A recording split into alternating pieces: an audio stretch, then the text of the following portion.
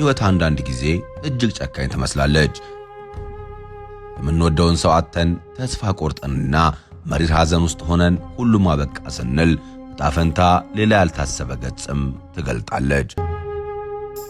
ዛሬ የምንመለከተው ለቅሶን ወደ ሳቅ፣ ሞትን ወደ ሕይወት እና ጨለማን ወደ ብርሃን የቀየሩ 10 እውነተኛ አስገራሚ ታሪኮች ነው። እነዚህ ሰዎች ተቀብረው ነበር። እነዚህ ሰዎች ሞተዋል ተብሎ ለቅሶ ተቀምጦላቸውም ነበር፣ ድንኳንም ተደኩኖላቸውም ነበር። ነገር ግን በመጨረሻዋ ሰከንድ የተከሰተው ነገር መላ ዓለምን ያስገረመም ነበር። በሐዘን መካከል የተወለደ ደስታ ምን እንደሚመስል አብረን እንመለከታለን። ከዝግጅቱ ጋርም እኔ ቴዎድሮስ ተሾመ አብሬያችሁ ቆያለሁ። ላይክ፣ ሼርና ሰብስክራይብ ማድረጋችሁንም እንዳትረሱ። አንደኛ፣ ዚምባብዌ 2013 ዓመተ ምህረት 34 ዓመቱ ብራይተን ዳማዛንቴ ለረጅም ጊዜ ታሞ ሕይወቱ ማለፉን ዶክተሮቹ አረጋገጡ። ቤተሰቦቹና ጓደኞቹ በከፍተኛ ሐዘንም ተሰበሰቡ። አስከሬኑ ተገንዞ በሳጥን ውስጥም ገባ። ሰዎች በሬሳ ሳጥኑ ዙሪያም ቆመው የመጨረሻ ስንብት እያደረጉም ነበር። ድንገት ግን ሳጥኑ ውስጥ አንድ ነገር ተከሰተ። ከሳጥኑ ውስጥ የሚወጣው የእግር እንቅስቃሴም ተሰማ። መጀመሪያ ላይ ሰዎች መንፈስ ነውም ብለው ፈርተውት ሸሹ። ነገር ግን ብራይተን በዝግታ ዓይኑን ገለጠ። መሞቱም ተረጋግጦ ለሰዓታት ሳጥን ውስጥ የቆየው ሰው በለቅሶ መሃልም ተነሳ። የለቅሶውም ድምፅ በአንድ አፍታ ወደ ጩኸትና ወደ ደስታ ጨብጨባም ተቀየረ። ብራይተን ወደ ሆስፒታል ተወስዶ በሕይወት መቆየትም ቻለ። ለቅሶዬ ላይ ተገኝቼ መመለሴ ትልቅ ተአምር ነው የሚለውም የብራይተን ታሪክ ዛሬም ድረስ በዚምባብዌ እንደ ትልቅ ተአምር ይነገራል። ሁለተኛ፣ 2004 የኢንዶኔዥያው ሱናሚ። ዋቲ የተባለች የ8 ዓመት ሕፃን በማዕበሉ ተጠራርጋም ጠፋች። እናቷ ለዓመታት ፈልጋ ብታጣትም ልጇ እንደሞተችም ተረድታ ሐዘን ላይ ነበረች። ለ7 ዓመታት ዋቲ የለችም። ቤተሰቦቿ ስሟን ከመቃብር ጋርም አያይዘውትም ነበር። ከ7 ዓመት በኋላም አንድ ቀን አንዲት የ15 ዓመት ወጣትም እናቷ ቤት በር ላይ መታ ቆመች። ልጅቷ ስሟን እንኳን አታውቅም ነበር። ነገር ግን ቤተሰቦቿንና ቤቷን ፍለጋ መጥታለች። እናቷ መጀመሪያ አላመነችም። የልጄ መንፈስ ነውም ብላ ደንግጣም ነበር። በልጅቷ ላይ ባሉት ምልክቶች ዋቲ መሆኗም ተረጋገጠ። ዋቲ በማዕበሉ ተወስዳ በሌላ ከተማ በአንዲት ሴት እጅ አድጋም ነበር። ሐዘን ለ7 ዓመታት የነገሰበትም ያ ቤት በአንድ ምሽትም ወደ ታላቅ ደስታ አዳራሽም ተቀየረ። ሶስተኛ፣ ሚሲሲፒ 2014 ዓመተ ምህረት የ78 ዓመቱ ዋልተር ዊሊያምስ መሞቱን የጤና ባለሙያዎችም አረጋገጡ። አስክሬኑ በጥቁር ከረጢትም ታሽጎ ወደ አስክሬን ምርመራ ክፍልም ተወሰደ። ቤተሰቦቹ የለቅሶ ፕሮግራም አውጥተው ሰዎችን እየጠሩም ነበር። በአስክሬን ማቆያ ክፍል ውስጥም ያሉት ሰራተኞች በድንገት ከረጢቱ ውስጥም ድምፅ ሰሙ። ዋልተር በከረጢቱ ውስጥም ሆኖ እግሮቹን ያንቀሳቅስ ነበር። ሰራተኞቹ ከረጢቱን ሲከፍቱትም ዋልተር ትንፋሽ እየወሰደ ነበር። ዋልተር ተመለሰ የሚለውም ዜና ለቤተሰቦቹ ሲነገር ለቅሶውም በአንድ ሰከንድ ውስጥም ቆመ። ዋልተር ወደ ቤቱ ተመልሶ ከልጆቹ ጋር ለተጨማሪ ጊዜ መኖር ቻለ። ዶክተሮች ይህ በሕክምና ሊገለጽ የማይችልም ተአምር ነው አሉት። አራተኛ፣ 1991 ዓመተ ምህረት ሙኒራ አብዱላ በተሽከርካሪ አደጋ ሳቢያ ከፍተኛ የጭንቅላት ጉዳት ደረሰባት። ከዚያ ቀን ጀምሮ ሙኒራ ወደ ትልቅ ኮማ ገባች። ለ27 ዓመታትም ልጇ ዑመር እያደገ መጣ። 27 ዓመታት ሙሉ እናቱ ትነቃለች ብሎም ተስፋ ሳይቆርጥ አልጋዋ አጠገብም ቁጭ ብሎ ያወራት ነበር። 2018 ዓመተ ምህረት ጀርመን ውስጥ ሕክምና እየተከታተለች እያለ ዑመር ልጇ ክፍል ውስጥም ከአንድ ሰው ጋር ሲከራከር ሙኒራ ድምፁን ሰማች። በድንገት 27 ዓመታት ሙሉ ዝም ያለው ከንፈሯም ተንቀሳቀሰ። የልጇን ስም ጠራች። ዑመር አለች። ዶክተሮቹና ቤተሰቦቿ በድንጋጤና በደስታም ተዋጡ። ለ27 ዓመታት በሐዘንና በተስፋ መቁረጥ ውስጥም የነበረው ልጇ እናቱን በሕይወትም አገኛት። ይህ ታሪክ ተስፋ መቼም አይሞትም ለሚለው ትልቅ ማረጋገጫም ሆነ።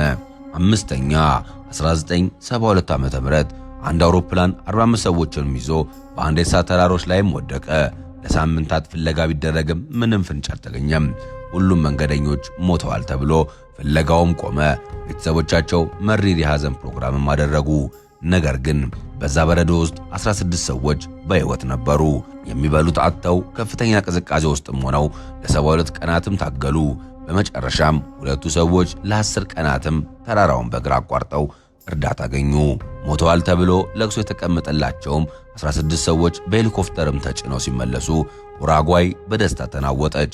እናቶች ልጆቼ ከሞት ተነሱ እያሉ በመንገድ ላይ ሲጨፍሩ የሚታየው ምስል በታሪክ ውስጥም እጅግ ልብ የሚነካ የደስታ ክስተት ሆኖ ተመዝግቧል። ስድስተኛም ህንድ 1986 ዓ.ም የ5 ዓመቱ ሳሩ ከታላቅ ወንድሙ ጋር በባቡር ጣቢያ ሲጫወትም በስህተት ባቡር ውስጥ ገብቶ ተሳፈረ። ባቡሩ ሳሩን በሺዎች የሚቆጠሩ ኪሎ ሜትሮችንም አርቆ ወደ ካልካታ ወሰደው። ሳሩ ጠፋ። እናቱ ፋጢማ ለ25 ዓመታትም ልጇን ስትፈልግ ኖረች። ልጅሽ ሞቷል ብለውም ሊያጽናኗት ቢሞክሩም እሷ ግን አልሞተም ብላ በየቀኑም ትጸልይ ነበር። ሳሩ በአውስትራሊያውያን ጥንዶች ተረድቶም አደገ። ነገር ግን የህንድ ቤተሰቡን አልረሳም።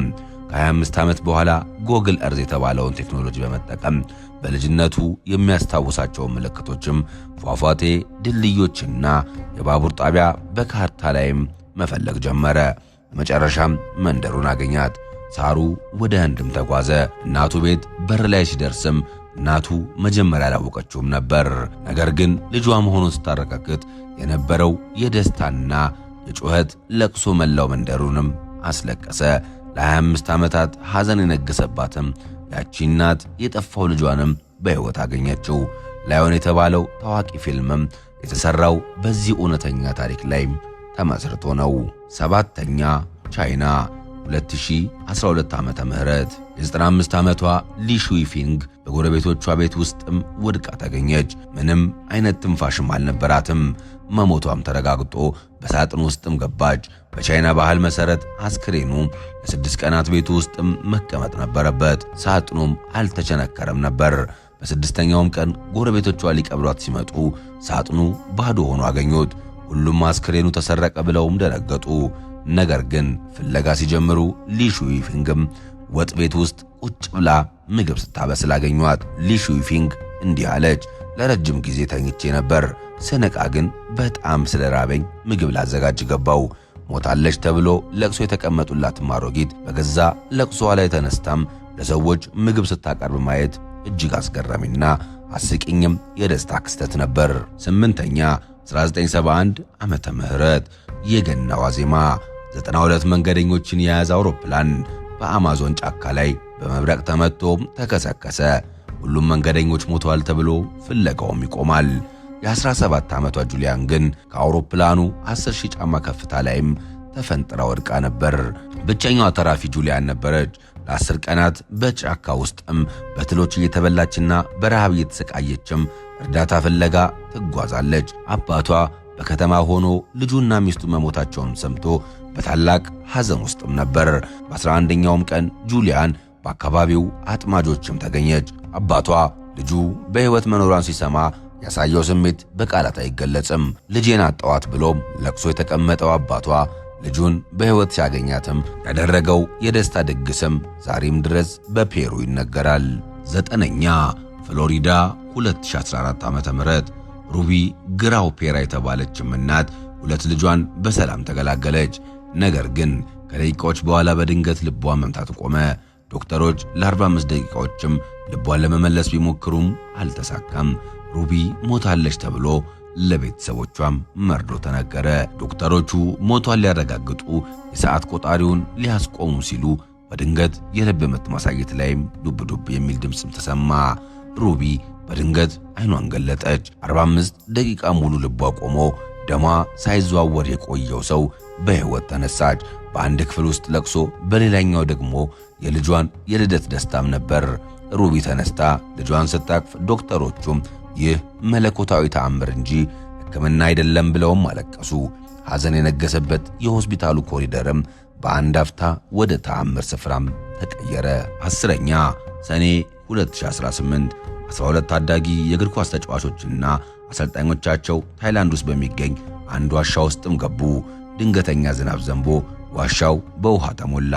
ለ9 ቀናት ምንም አይነት ድምፅ ባለመኖሩ መላው ዓለም ሕፃናቱ ሞተዋል ብሎም ተስፋ ቆርጦ ነበር። እናቶች ዋሻ በር ላይም ሆነው ለቀናት ሲያለቅሱም ዋሉ። በ10ኛውም ቀን 2 ብሪታንያውያን ጠላቂዎችም በጭቃና በጨለማ ተውጦ በነበረው ዋሻ ውስጥም ሰርገው ገቡ። በድንገት ከሩቅ የባትሪ ብርሃንም ሲያበሩ 13ቱ ሰዎች በአንድ ዓለት ላይም ተቀምጠው አገኟቸው። ሁላችሁም በሕይወት ናችሁ ብሎ ሲጠይቅም አዎ የሚል ምላሽም ተሰማ። ያ ዜና በዓለም ዙሪያ ሲሰራጭም ከታይላንድ እስከ አሜሪካ ሕዝብ በመንገድ ላይ ወጥቶ ጨፈረ። ለቅሶ የነበረው የዋሻ ደጃፍም ወደ ታላቅ የድል አደባባይም ተቀየረ። 13ቱም ሰዎች በሰላም ሲወጡ መላው ዓለም በአንድ ላይ የተደሰተበትም ብቸኛ ታሪካዊ ክስተትም ሆነ። ከነዚህ 10 ታሪኮች ውስጥም እናንተን ይበልጥ ያስገረማችሁ የትኛው ነው? በኮሜንት አሳውቁኝ። ለቀጣይ እንዲህ አይነት የልብ የሚነኩና እውነተኛ ታሪኮችን ለማግኘት ቻናላችንን ሰብስክራይብ ያድርጉ። በሚቀጥለው ዘገባ እስከንገናኝ ሰላም ቆዩልን።